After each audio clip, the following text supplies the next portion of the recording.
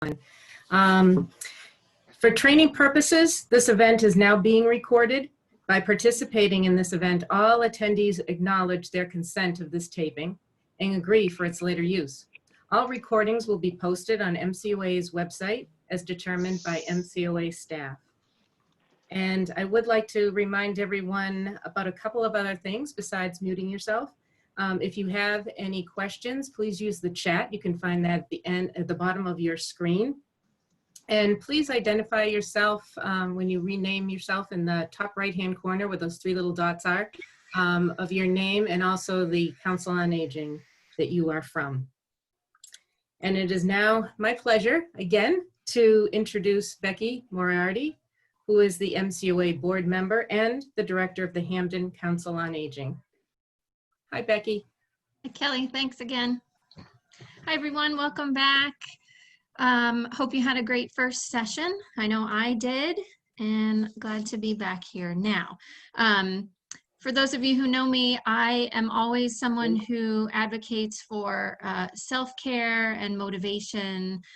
So who better to bring us our keynote today than Dr. Brandon Nappy. So we're glad to have you here. Dr. Nappy is a mindfulness facilitator, a speaker, and a writer who passionately believes in the capacity of the human spirit to awaken. Inspired by the common wisdom of the world's spiritual traditions, he has dedicated his life's work to sharing the transformative power of mindfulness practice. Brandon founded the Copper Beech Institute in 2014 and is the executive director there. He is a graduate of the University of Notre Dame and has completed a Master's of Divinity from Yale University.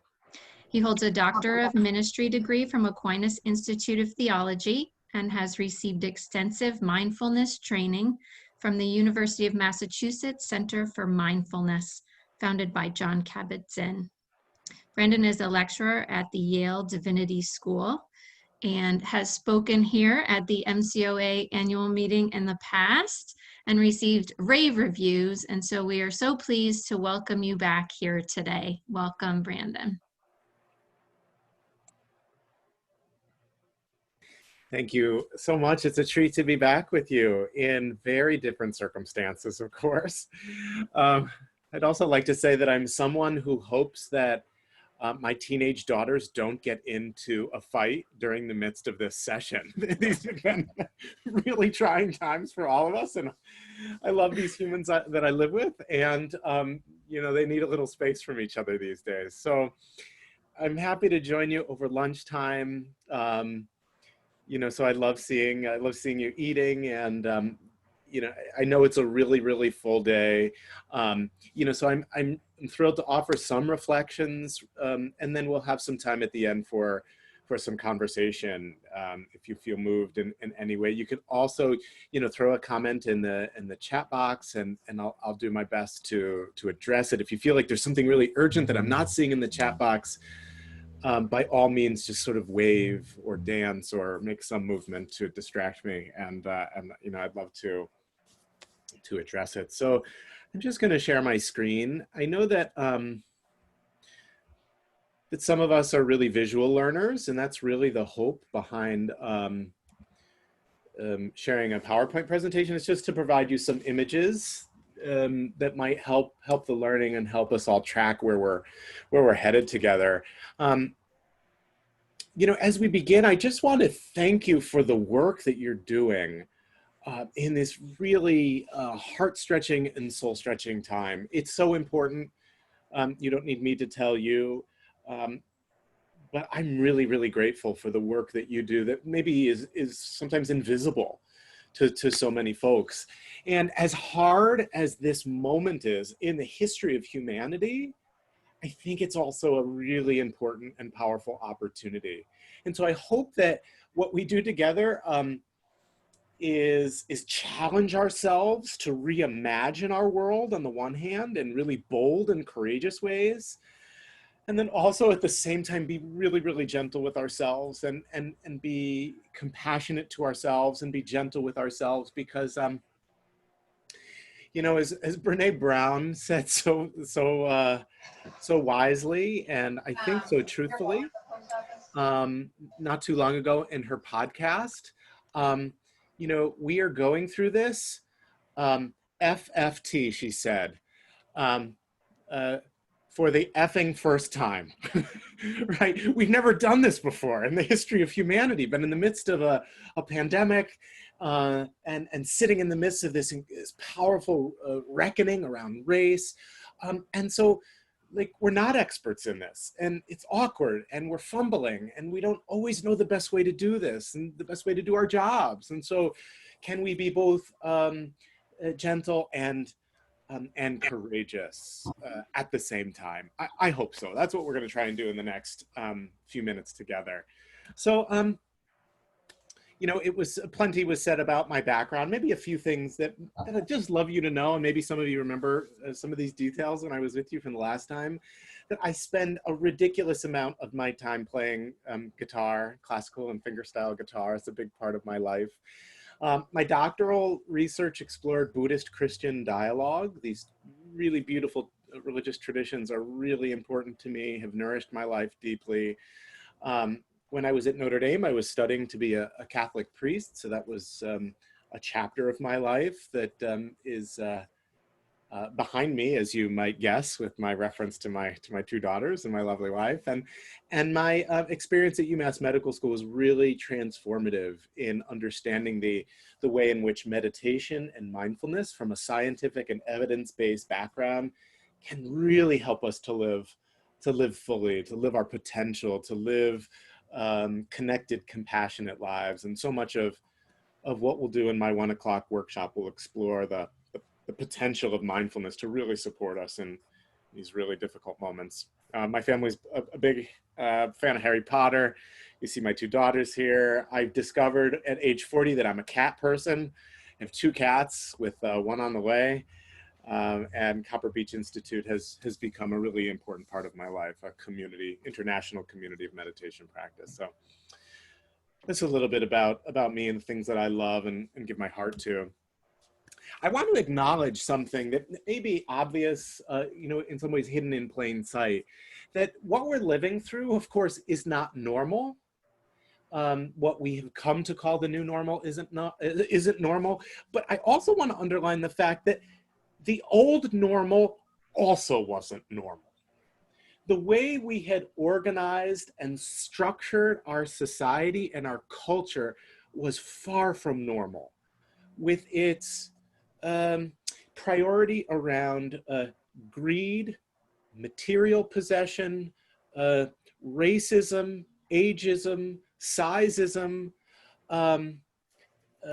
We defined ourselves by how busy we were, only in terms of what we produce. We wore our busyness like a badge of honor, and that we sacrificed well-being on the altar of profitability. So we really prioritized as a culture greed and money. And so I just want to acknowledge that as we live in this moment where I think there's this global recognition that we need to organize our lives differently, that there's an opportunity to live differently, live more connectedly, live more compassionately, that the old normal wasn't normal at all. Right. And I'm sort of seeing this as like the very first moments of what Joseph Campbell called the hero's journey, right? This archetypal process that heroes and heroines have gone on. So you think about any of your favorite superhero movies or any of the stories you love from mythology, that in fact, we are the hero at the very beginning of a journey that coronavirus has invited us into. And so here's kind of the way I'm seeing it. So this is the classic, right, Joseph Campbell movements of the hero, right? He or she's called to adventure in part 1, and part 2 sort of leaves home, meets a helper or a guide, and crosses this point of no return, and he's tested, and he makes friends, and she makes a lot more enemies, and learns some really important lesson. Her life is transformed, and then she has to go back um, go back to a normal that's new and that's different, with this new wisdom and message about how we can live differently, right? And so I want to say that in some ways, coronavirus has thrust us into a kind of hero's journey. I mean, another way of saying this, which might not surprise you from my love of Harry Potter, that coronavirus is our letter from Hogwarts, right? So Harry, for those of you who don't know the story, is living in his aunt and uncle's house, living under the stairs. He's like a second-class citizen, and he thinks he's just a normal boy until he receives the letter from Hogwarts School of Wizardry, right? And he realizes at this moment that he's called onto this sacred quest of serving and of fighting evil. And it's at this moment that he realizes his true nature. Of course, his aunt and uncle have been hiding the letters, so Harry doesn't discover who he really is. And in this wonderful scene, thousands and thousands of letters fly down the chimney and overwhelm the room. And he can no longer deny the fact that he's being called into this adventure, this sacred pilgrimage, this journey of service and wisdom and transformation. So as hard as coronavirus is, I'm hoping that we can name it and see it this way, that it's actually the means of our growth and transformation. It's the moment where we will fully come to understand our deepest purpose in life. And so what I'd love to do in our time together is just look at some of the practices that can help us wake up to the opportunity of this moment. Because I think if we wanna change the world, if we have any aspirations to be agents of change externally, we first have to remember that the change comes within us first, right? Rumi, the wonderful medieval Muslim poet, Persian, in the 14th or 15th century, said, "Yesterday I was clever, so I thought I would change the world. Today I'm wise, so I choose to change myself."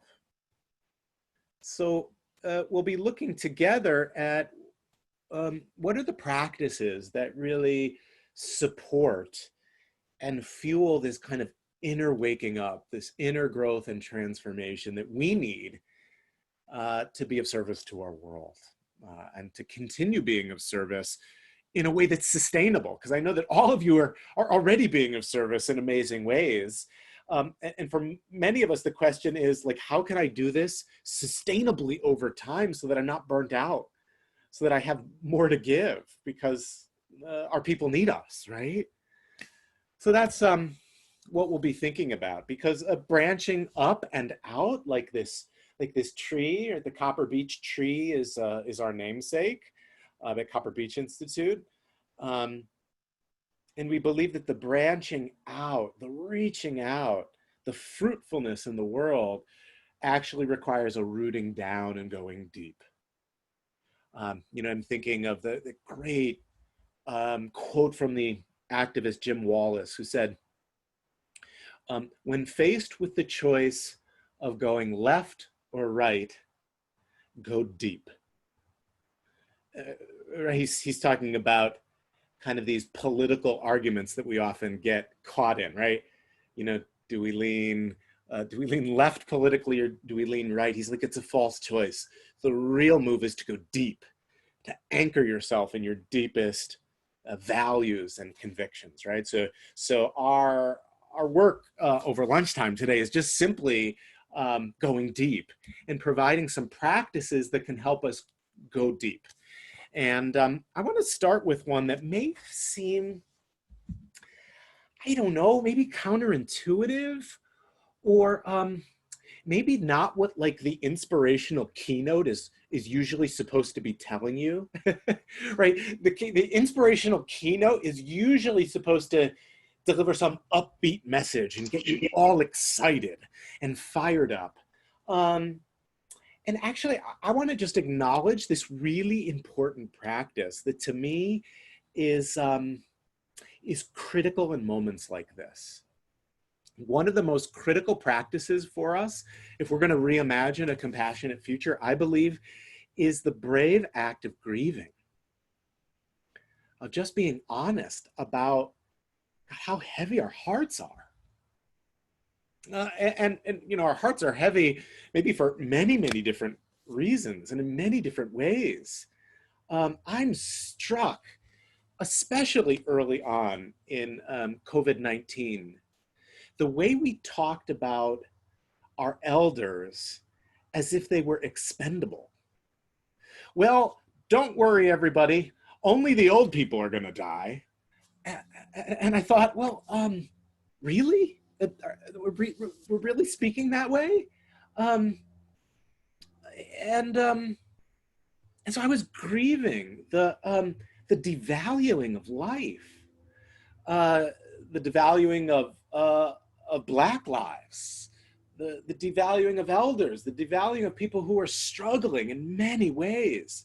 So I think step one through maybe step 12 of coronavirus is staying really close to whatever it is you're feeling, especially if it's grief. And I just really find this quote powerful. Grieving makes space for wisdom. The more permission you grant yourself to grieve, the more deeply you can welcome the silver lining. You might remember early on in the pandemic, we were hopping to silver linings. Well, at least I can work from home. Well, at least there's this. Well, at least there's that.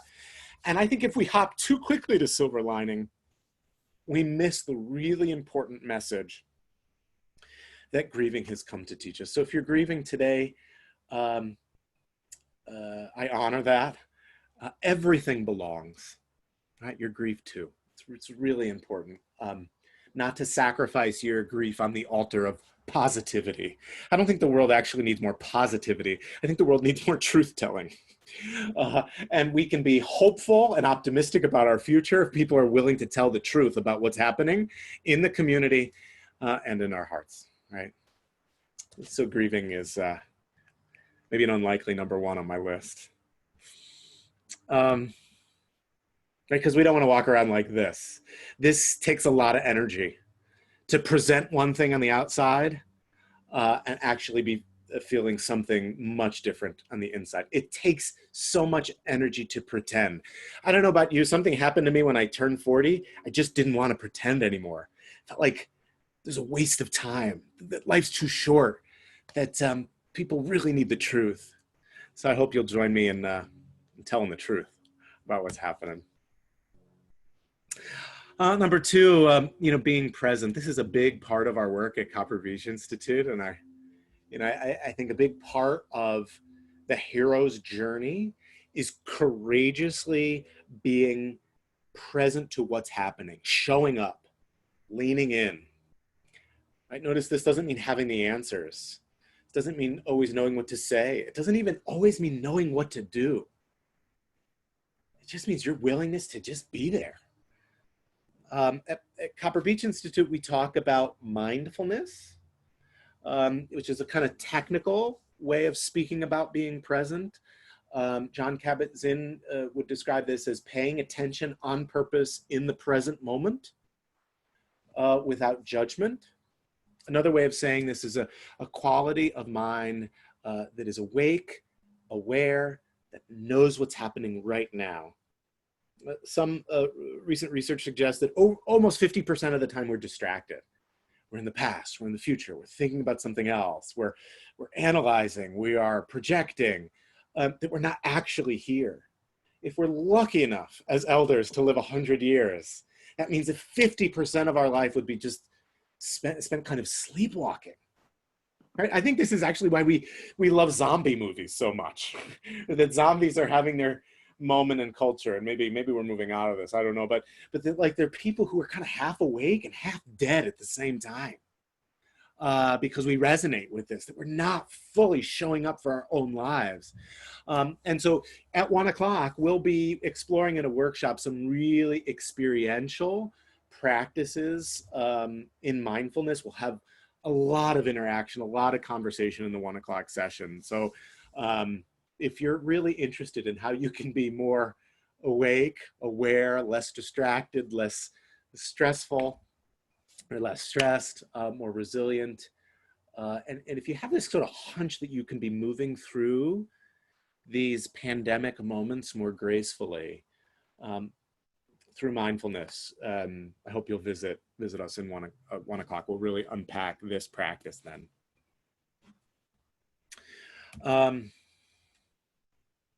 And just to conclude this thought, we create the future world we want by being radically present to the one we have now. Right? There's a kind of paradox in this wisdom here that if we want to create a new world, one that's organized around some different values than the ones we were listing before, greed and busyness and racial inequity and disparity and all the isms, ageism and sizeism and ableism, we're going to have to really show up to the one we've got right now and tell the truth about the shortcomings, the injustices that we're willing to name, right? Because you can't fix what you're not willing to face, right? This is true systemically. It's true culturally. It's also true personally, right? I mean, I'm sure you know this in your own personal life. If you're not fully willing to face something, there's just no way you can fix it. So that's the gift and the invitation of mindfulness. Number 3, and I presume that you do this really powerfully in your work, that you intuitively have made this a center point of your work. Deep listening. I love Cheryl Richardson's wisdom here. We begin to heal the moment that we're heard. I want to say that this is really hard. And I think this moment in history needs more than ever courageous listeners, right? Moments of fragmentation and division call for people who are willing to listen. Listen not for agreement, right? We call that at Copper Beech Institute predatory listening, right? So I'm listening to you so that I can convince you you're wrong, right? So as you're speaking, I'm cataloging all the mistakes you've made, all the points you've made that I'm ready to rebut, deconstruct, and disprove. And that's predatory listening, right? It's a kind of gotcha exercise, right? I'm just waiting to show you not only how wrong you are, but how neurotic, pathological, and evil you are, right? That's the kind of predatory listening that's valued in our culture right now. So it's no longer the case where we can, agree to disagree. I'm going to tell you, you're not only wrong, but you're evil, and you're pathologically crazy for believing what you believe. This is incredibly destructive for the fabric of our country and the kind of social capital of our communities, right? We have to find a way to have courageous conversations, listen to one another, even when we disagree. So I'm going to suggest that we need this in a special way more than ever, so that we're listening to understand. We're listening because we value the infinite worth of our dialogue partner, right? Even if we disagree. And I think this is one of the gifts I'm sure that you practice in your work with our elders. That you've sat next to someone and listened to the life experience of another.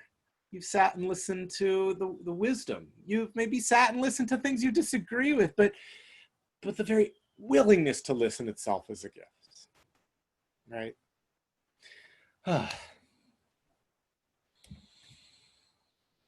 Here's another one that I feel like is especially important right now. And I just want to acknowledge the kind of uncertainty, the kind of challenge that y'all are facing right now. I'm sure that there are, all sorts of stresses and budget cuts and lack of answers and uncertainty about the future and policy and budgets. And oh my gosh, to live in this moment is uncomfortable, right? So maybe another level of gratitude that I want to express for you is is my appreciation that you're doing what you're doing in the midst of what I know is an uncomfortable situation. So I want to acknowledge it. And I want to acknowledge that if what we're talking about here is the hero's journey, if you are in coronavirus getting your letter from Hogwarts or starting your own heroic mythological journey, that baked into this is a rocky road, is a bumpy journey, is discomfort. And I want to at least share that from my own experience, your willingness to be uncomfortable will be an incredible asset. Because many of us, understandably, the moment we're uncomfortable, we run away, or we distract ourselves, or we dive into home improvement projects, or we go on Zillow and we start looking for our dream home, or we start compulsively cleaning the house, right? Or compulsively exercising, or compulsively eating. I mean, eating is what I do. It's my go-to way of soothing myself. And yet, the heroes among us, I would say the heroic part of you will awaken when you understand that the greatest wisdom within you will also be awakened in the midst of discomfort. The discomfort is the doorway through which all of us have to walk on the hero's journey. And this is especially true in this kind of reckoning that we're experiencing around race, especially for those of us who identify as white folks. This is a moment of great discomfort. It's awkward. There's maybe some guilt, right? And our willingness to do some really deep soul searching around our own bias and our own privilege and our own complicity in racism is uncomfortable, and yet it's required. And so you can transpose this to almost any situation in our lives. Our greatest wisdom, our greatest lessons, our greatest growing happens often through discomfort, which is not to say that it's easy. It's never easy. But I hope that we can take comfort in knowing that we're in it in some ways together, that we can support each other through these moments of discomfort, knowing that hopefully with the right kind of care, that wisdom and life lesson will emerge and hopefully help to create a world that's much more compassionate. The way we say it in our house, we name it this way, like anytime that we're scared or afraid or uncomfortable, we call it the Jaws music. And I think most of you know what I'm talking about, that really slow, ominous music that was played in the Jaws movie over and over again, right? Anytime the shark is getting close. And you feel that kind of panic, that kind of paralysis, the fight or flight or freeze response is triggered in you, right? And when fight, flight, and freeze is triggered, right, your truest self doesn't emerge. Right? Creativity doesn't emerge. Compassion doesn't emerge. You're just in self-preservation. So can you stay uncomfortable long enough? Can you courageously lean into it so that the lesson can emerge? Because what's terrifying ultimately can be clarifying, right? What's scary can be educational. And what I remind myself of anyway, and I'm just talking to myself this afternoon, I say to myself often, don't run from the pain until you've learned the lesson that it has to teach you. Don't run from the pain until you've learned the lesson that it has come to teach you.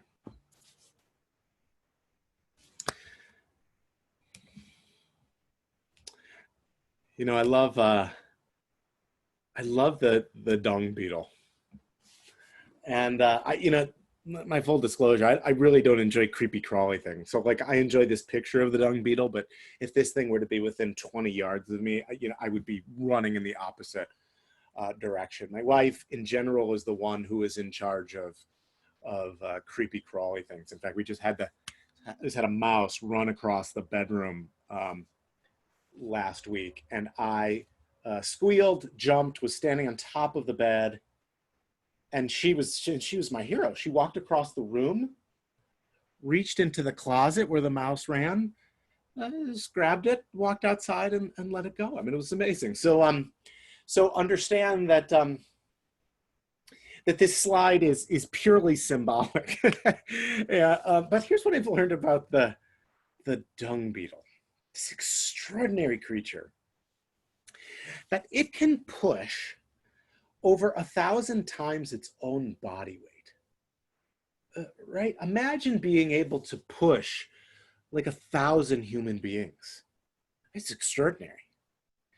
The dung beetle also saves farmers across the world $380 million because they work the dung back into the soil and create fertilizer that then farmers don't need to purchase. $380 million worth. That's extraordinary, right? The dung beetles, believe it or not, navigate by the stars, the Milky Way in particular. So on cloudy nights, scientists have discovered that dung beetles do a pretty lousy job of navigation. But when they can orient themselves to the Big Dipper, I should say, they navigate quite well. And finally, for me, kind of metaphorically, the dung beetle is this beautiful model of transformation. You know, it's kind of a hero on the hero's journey, because what the dung beetle does is it takes what the rest of the world has thrown away. It takes what the rest of the world sees as like an obstacle, as garbage. And of course, you know what the dung beetle does with the dung, right? I mean, like, we wouldn't usually say this in polite conversation, right? Except it's so powerful. It lays its eggs in the dung, right? And then pushes around, you know, the dung. It's like a rolling crib. It's a rolling incubator for its young. And so new life emerges from the dung. So to stretch the metaphor, new possibilities emerge from the crap, right? And this is just what the hero's journey has been trying to tell us in every Superman movie, and every Harry Potter movie, and every story from Greek mythology, or every story almost that's ever been told throughout time. That it's in the stuff that's really hard that something new can emerge. And so I'm hoping that even in the midst of this lunchtime, that this dung beetle might somehow be inspiring. And then maybe you even put the picture of the dung beetle on your desk or on your desktop, since few of us are at desks anymore, right? To remind us that this kind of transformation is possible for those who are courageous and willing to see this as an opportunity for new life. It's not easy, it's not fun. There's a million other things we'd rather be doing, and yet, for those of us who understand it, this is the invitation. This is the letter from Hogwarts. This is our life's purpose. To not take the crap of this moment and transform it somehow into an opportunity for wisdom and growth and connection and passion would be like Harry Potter getting 10,000 letters to Hogwarts and saying, no thanks. Nah, maybe later.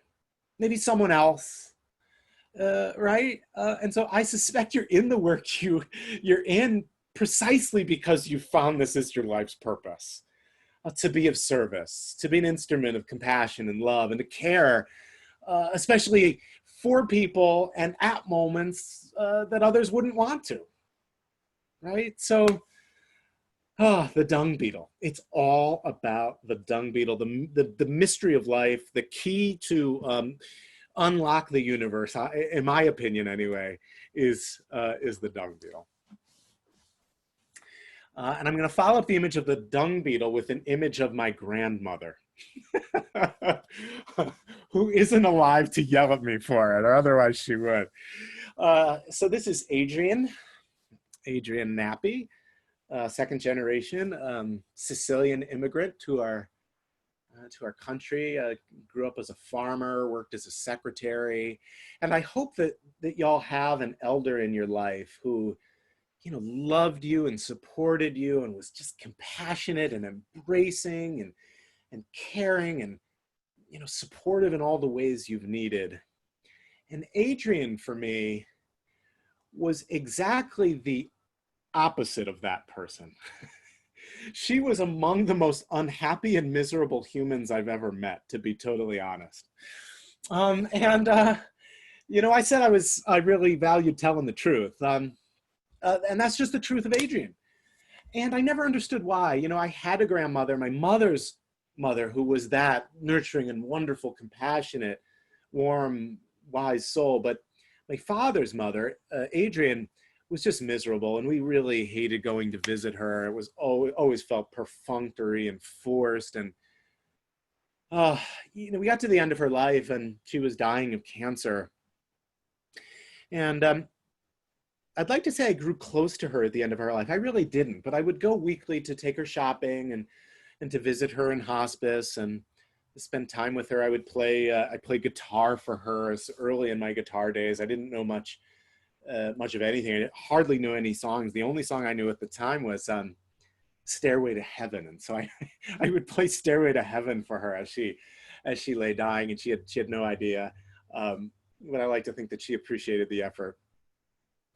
And it occurred to me as I sat there, my grandmother unconscious, that I had never ever expressed to her that I loved her. Because truthfully, I never actually felt it my whole life. I never felt loved by her, and I never felt love for her. We just never connected in that way.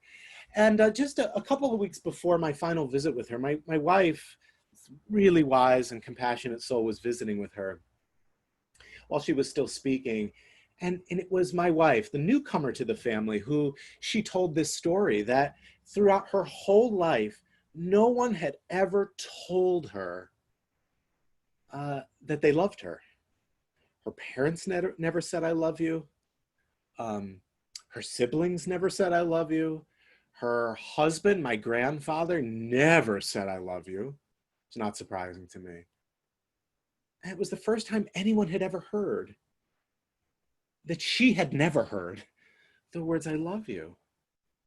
And as I was sitting with her, and what would be the last time I visited her, I genuinely felt love for her for the very first time.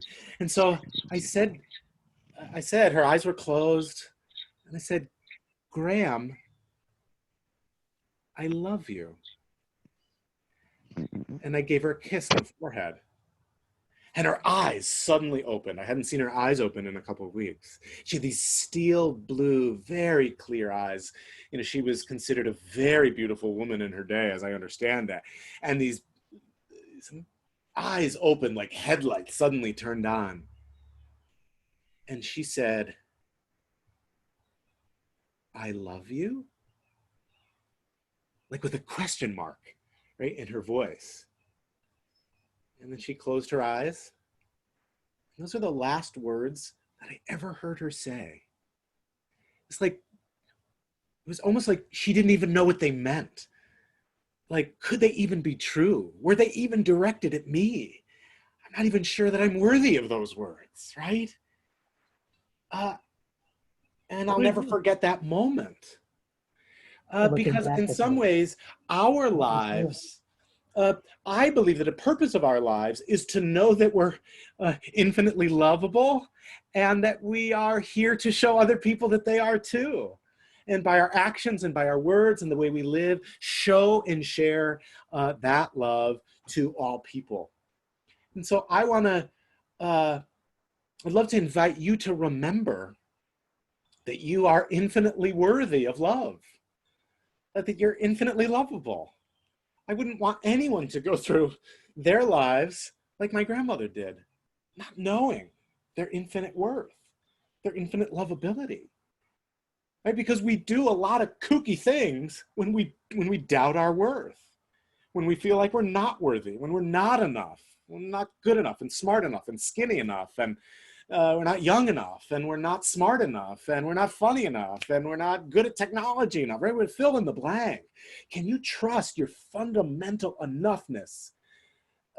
Because what you will do from that place of enough is life-changing, is world-changing, right? The level of energy and creativity and love and passion that will be freed to channel through you when you can trust your worth is limitless, right? I'm fond of saying, like, know your worth and everything else follows, right? Any of our social problems, they usually begin because we're devaluing someone or some class of people, right? Know your worth, it all starts there. And just a couple of final comments, because I'd love to hear your voices. You know, I was giving a keynote, as I'm often invited to do. This is a group of nonprofit leaders who were in the early childhood world. And I heard someone saying, you know, we have budget cuts and all these pressures, and when's the light gonna come at the end of the tunnel? And I think it's become obvious to me anyway, is that if you're waiting for a light at the end of the tunnel, y'all gonna wait a long time.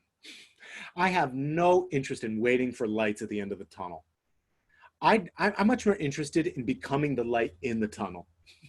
Right, and I believe that you all have in you enough light, not only for yourself, but for the people who are around you, right? So let's not wait for policy makers to do it, or presidents to do it, or governors to do it. Like, we have to do it. We have to be our own light here in the tunnel.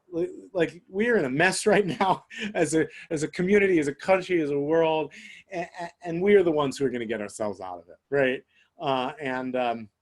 And I just believe that, right? If we're waiting for someone else, we're going to wait a whole lot of time. And so this isn't about anything more than just being who you already are, because you have light within you. It's part of this infinite worth that you come with.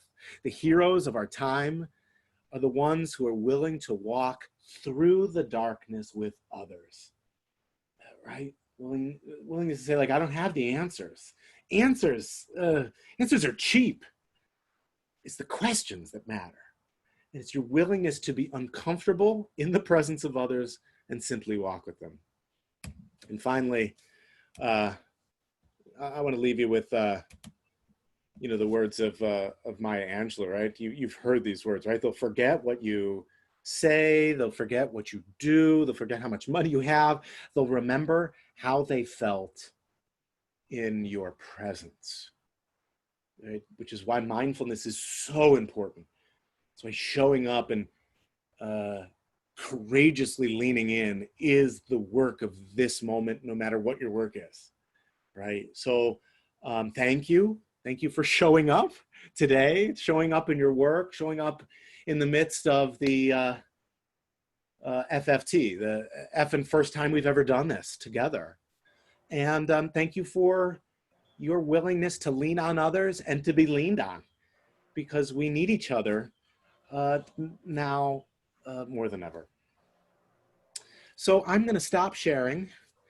And we'll do together what I actually find is most energetic and most life-giving, and that's just taking a few moments to share together our thoughts and our reactions. So, you know, there's a lot of us, and I don't know if Betsy or others have any insight in the best way to do this, but you know, we share like this at Copper Beech all the time. So I might suggest, unless there's some other wisdom, you know, that we just raise hands, do this courageous thing of unmuting ourselves and then just speaking from the heart. What is it that you heard? What questions that you have? What resonated? What's stirring inside of you based on what you're experiencing and what you heard? So I'd love to hear your voices.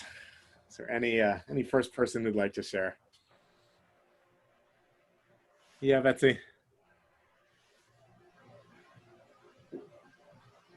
So I just wanted to share that I think what you presented here today is extremely important and timely. We've been meeting, MCOA has been conducting regional meetings with all the COAs across the state. And one of the themes that we continue to hear from the COAs is this issue of grief. And it's not just the grief of the fact that they're losing older adults in their community, which is a reality, but it's also the grief of how things have changed for them. You know, all of these shifts and that may continue, and we may move back and we may go forward. So I don't know if you can speak to that as well, but I wanted to mention that because this is something that they're all very familiar with. Yeah. I mean, this is again the great gift that we can give to one another is just making space for grief and normalizing grief, right? Which is what you already know, right? That loss is real and it's part of this journey. And I think some of us, even folks who, you know, have lived in elder care for a long time, we haven't always given ourselves permission to grieve. We've demonized sadness, right? And we've replaced it with a kind of often toxic false positivity, where we've so glamorized and elevated positivity, right? Good vibes only, that we actually,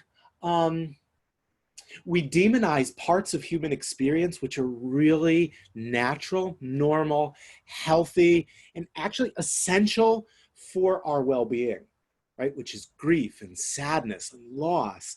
And so just normalizing the fact that we can talk about this, and especially our elders may need to talk about this a lot, because there's loss that comes with growing older, and there's this other layer of coronavirus, which has meant many other levels of loss, right? Disconnection, loneliness, the loss of not being able to celebrate graduations and birthdays and weddings, and, you know, the real fear that, like, I may die in a way that's much more lonely than I ever thought, right? So, wow.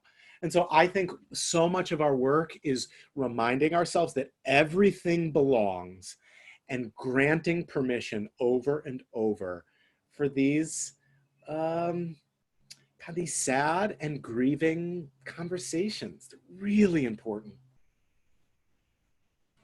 Yeah, Brenda. Hi, I'm Brenda from the Holland Community Center, and I just wanted to say that I've almost found this whole experience to be a gift. This 4 months that we've had, it's given us opportunities to do things and take care of people in a whole different way. I feel a lot closer to some of my seniors, where I know where they live now. I know exactly where they live because I've been to the houses. But aside from that, even the things like the Mother's Day and you know, I had my 25th wedding anniversary, and I'm thinking I'm supposed to have this big, huge party, right? And I felt so bad for me that I couldn't have this party. But instead, my husband and I took that day to go back to where we got married. We took that day to go back to where we had our first date. We took that day to really take care of us and be, you know, it be important for us. And I've been taking time to go kayaking, like all these personal things. And I'm just trying to let all of the people that are going, so when is it going to get, when are we going to do cards? When are we going to do this? And I'm like, try and live in right now. Because right now, I mean, look at the amazing amount of birds and the amazing, you know, the flowers and how everything is just beautiful if you take the time to look at that. So that's what I'm trying to take from all of this. Thank you, Brenda. And I think what you're reminding me of anyway is the paradox that we're facing right now, right? So there's grieving, there's hardship, there's disparity of all sorts, economic, health-wise, racial reckoning, And there's opportunities and opportunities to connect, to enjoy life in a different way, opportunities to create a new world, right? So, you know, wisdom is always paradoxical. It always has two faces, always speaks with two voices, always has two sides. And so the hero's journey is always about acknowledging both, and again, remembering that everything belongs. I mean, Brenda, I'm resonating with you because I woke up one day in a total panic that at some point in the future, I might have to commute again in my car, right? I think about, like, there's 4 to 5 hours of my life in the week that I have back now. And I was actually nervous about going back to normal, right? Because so there's some pieces of this that we want to keep. We don't want to go back to normal. And other pieces of this, we can't wait until they go back to normal, right? Yeah, so thank you for just reminding us of the paradox of this moment. Yeah, what else? I see Terry Marciello has her hand up. Oh, thank you. I don't see Terry, but go for it. Okay. I just wanted to say that I will never look at a dung beetle again the same way. So thank you very much. Of course. I would still run away screaming, don't get me wrong, as much as I love the picture. I love it in pictures. Yeah, I'm Liz from Mattapoisett COA. I appreciate what you have said and the way you've put this information together. It's been a huge challenge meeting everyone and where they are. And I think grief is a huge piece. We've lost people, be it COVID or be it natural causes. And people have not been able to really gather together to celebrate those lives and don't know when they're going to be able to do that. And that's, I'm finding kind of a bit of an issue. Never mind the fact that, you know, it's been 3 months and those who have the skills to self-entertain and to do the, you know, the kinds of things like enjoy the birds and the flowers and go for a walk, they're okay. But we have a lot of people who don't have those interpersonal skills to be alone in life. And that's something that has been a kind of a challenge from where I'm coming from. But I will say that we've developed a whole new program in the last 120 days where we're connecting with our residents, and the community is coming together as a community to help each other. So we have a lot of loss, but we have a lot of gains. We had 2 of my volunteers meet up at a Black Lives Matter walk, never met each other personally, recognized from our virtual platforms, said hello, and got to walk together. So it's kind of, we're just sort of all over the place, and it's the journey, and I appreciate the way you framed the journey. Yeah, thank you. Yeah, you know, some of us are by disposition really thriving because we're introverts, or we're happy to be alone, or we have these internal skills, and other folks, you know, aren't quite as privileged. One of the things that we've done at Copper Beech Institute is we've rolled out over the past 4 months daily mindfulness practice. So every single day at 12:30, we have what's become a global community of mindfulness practitioners. We have some guided practice and some conversation, you know, just so that we can have some belonging and some support, some sense of community, and that we can really use this ancient and scientifically based, evidence-based practice to support us, to create some connection and resilience. So it's free. You know, it's designed for folks who are anywhere and who actually might be working and just have maybe a half an hour lunch. So I welcome you to join us. You just hop on our website, copperbeechinstitute.org. You can sign up, and, you know, we send out a reminder every day, 12:30 for free. You can practice with us. And, you know, we have people practicing in India and Colorado and Maine and all over the Northeast. It's really, really beautiful to watch the way in which these connections, this community of support has grown up, right? I know for me, I've learned that I need a community. Like I need people to help me through this, and we help each other, right? So it's been a beautiful blossoming for us. So, you know, hope to see some of you there. Thank you, Brandon. It's Kelly. It was a wonderful talk, and I know we all benefited from it. And we have a 1 o'clock workshop starting that folks have to get to, and you have to get to your 1 o'clock as well. So just a reminder that that is a different sign in for you, Brandon, to get to that one. So thank you very much. And thank you, everyone. This MCOA event is now concluding, and the recording device is now turning off. So enjoy the rest of the conference.